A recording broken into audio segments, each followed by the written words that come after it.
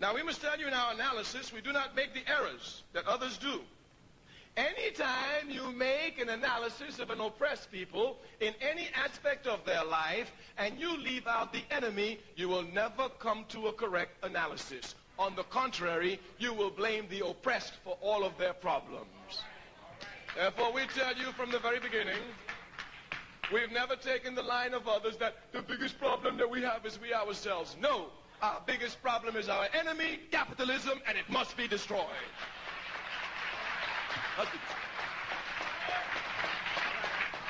We say any analysis you make of an oppressed people must include the oppressor, otherwise you will come up with an incorrect analysis blaming the oppressed for their position of oppression.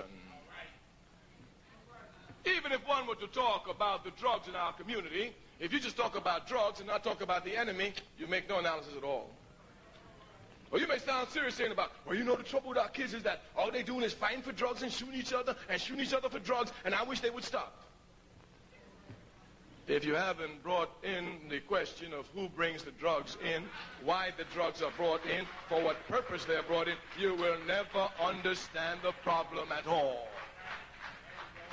Thus we make it clear to each and every one, when we speak of the conditions of the African masses, we begin from the very beginning with the enemy of the African masses, all unjust system that seeks to exploit us, capitalism, and especially the racist capitalist system in the United States of America.